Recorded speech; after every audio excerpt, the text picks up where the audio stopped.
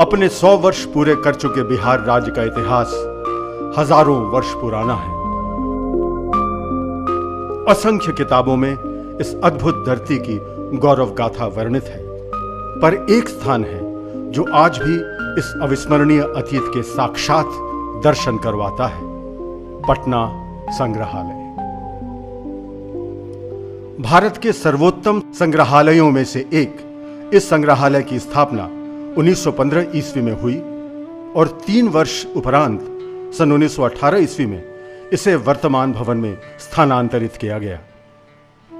यहां इतिहास के अनेक महत्वपूर्ण अवशेष संरक्षित हैं, जो अपने कालजयी सौंदर्य और ऐतिहासिक महत्व के कारण विश्व धरोहर के अंग हैं।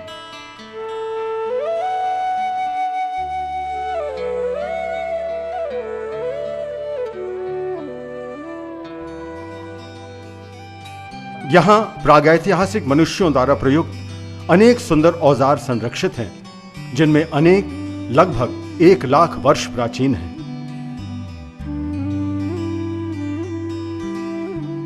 यहां विश्व के सबसे महत्वपूर्ण नवपाषाणकालीन स्थलों में चिरांद, जिला सारण से उत्खनन से प्राप्त अनेक अस्थि औजार भी संरक्षित हैं। हड़प्पा और मोहनजोदाड़ो के उत्खनन से प्राप्त ताम्र पाषाणकालीन प्रस्तर औजार, बटखरे, मृद भांड अवशेष आदि भी इस संग्रहालय में प्रदर्शित हैं। विश्व के प्राचीन गणराज्य वैशाली के उत्खनन से प्राप्त भगवान बुद्ध के अस्थियों के अवशेष को सुरक्षित रखने का गर्व भी पटना संग्रहालय को ही प्राप्त है। लिच्छवी शासकों द्वारा निर्मित मिट्टी के स्तूप के उत्खनन से प्राप्त इस शेल खाड़ी पत्थर निर्मित अस्थि मंजूषा के अंदर भगवान बुद्ध के अस्थि अवशेष के साथ एक तांबे का पंचमार्क सिक्का, एक स्वर्ण पात्र, एक चांदी का टुकड़ा, एक छोटा शंख एवं मनका प्राप्त हुए।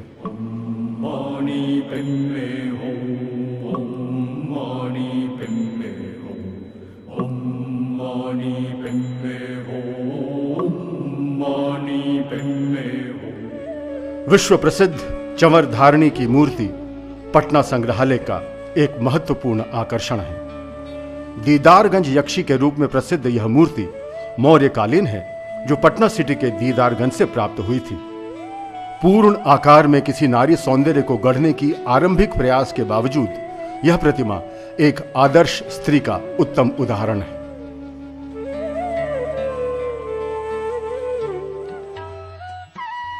पटना के लोहानीपुर से प्राप्त जैन तीर्थंकर की कबंध प्रतिमा किसी जैन तीर्थंकर की प्राचीनतम प्रतिमा है। यह जैन धर्म ही नहीं, विश्व की प्रारंभिक धार्मिक प्रतिमा है। मौर्य काल का सिंह मुख जो मसाड़ से प्राप्त हुआ है, मौर्यकालीन कलाकारों द्वारा निर्मित प्राचीनतम सिंह मस्तक है, जिसमें सिंह के दांत मानव सदृश दिखाए गए हैं। शाल भंजिका की प्राचीनतम प्रतिमा इसी संग्रहालय में प्रदर्शित है। कई हिस्सों में मौर्यकालीन ओपयुक्त यह प्रतिमा मौर्य शुंगकालीन मानी जाती है। मौर्यकालीन मृण मूर्तियों के सर्वश्रेष्ठ नमूने जो पाटलिपुत्र एवं बक्सर से प्राप्त हैं, देखने योग्य हैं। इनमें नृत्यरत केश सज्जा युक्त महिलाओं का मस्तक उल्लेखनीय है।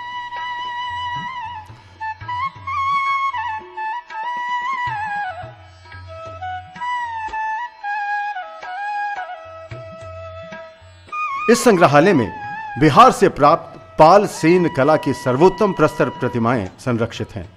विष्णुपुर, गया से प्राप्त बुद्ध, अवलोकितेश्वर एवं मैत्रेय की त्रिमूर्ति समकालीन सर्वोत्तम उदाहरण के रूप में मानी जाती है। चौसा, बक्सर से प्राप्त गंगा घाटी की प्राचीनतम कांस्य प्रतिमाएं हमें शुंग काल से गुप्त काल तक की धातु कला की विकास यात्रा के साथ जैन कला के विकास के संबंध में जानकारी प्रदान करती हैं।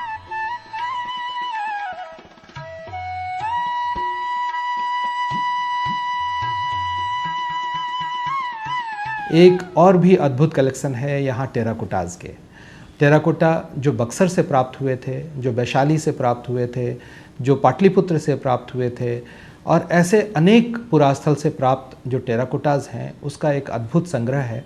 और आप देखेंगे बक्सर के टेराकोटा में एक ख़ास बात यह है कि उसका जो टर्बन का जो स्टाइल है, जो हेडगियर का जो स्टाइल है, वो अद्भुत है। और इतना वैरायटी है टर्बन के स्टाइल में जो और किसी भी टेराकोटा स्टाइल में नहीं दिखाई देता है। और ये मौर्यकालीन, शुंगकालीन दोनों हैं।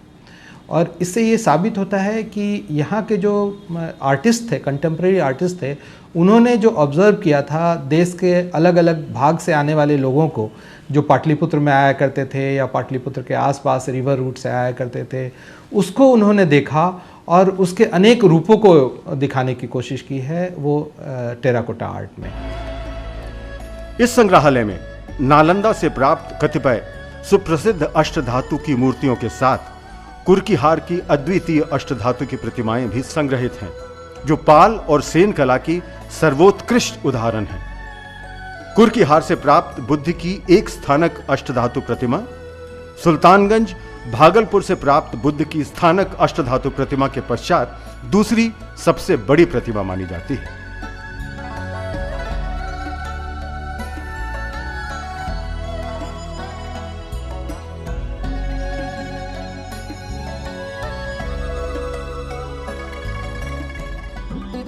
संग्रहालय में पटना कलम के चित्रों के अतिरिक्त मध्यकाल के अनेक दुर्लभ चित्र संग्रहित हैं, जिनमें मुगल शहजादे और शहजादियों के हाथी दांत पर बने चित्र विशेष रूप से दर्शनीय हैं।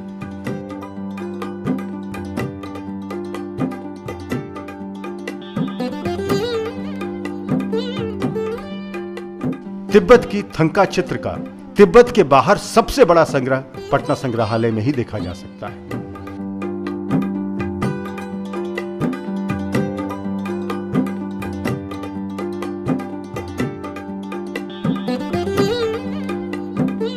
महापंडित राहुल सांकृत्यायन द्वारा प्रदान किए गए इस अनमोल खजाने में 100 से अधिक चित्र और लगभग 25 ब्लॉक प्रिंट हैं।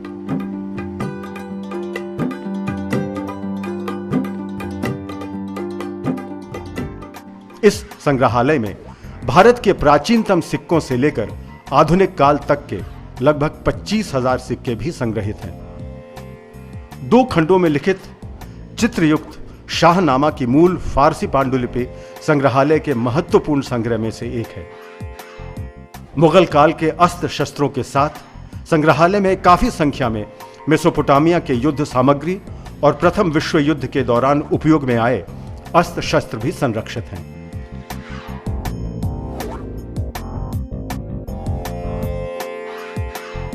उन्नीस 1927 ईस्वी में आसनसोल के निकट प्राप्त 53 फीट लंबा फॉसिल वृक्ष भी इस संग्रहालय में प्रदर्शित है, जो चीड़ वृक्ष परिवार से जुड़ा डैडोक्लिसोन प्रजाति का माना जाता है। देश की अनमोल खनिज संपदा के नमूने भी संग्रहालय में देखे जा सकते हैं। पटना संग्रहालय के राजेंद्र कक्ष में देश रत्न डॉक्टर राजेंद्र प्रसाद द्वारा भारत के प्रथम राष्ट्रपति के रूप में प्राप्त विभिन्न सामग्री प्रदर्शित है, जो उनके द्वारा इस संग्रहालय को उपहार के रूप में दिया गया है।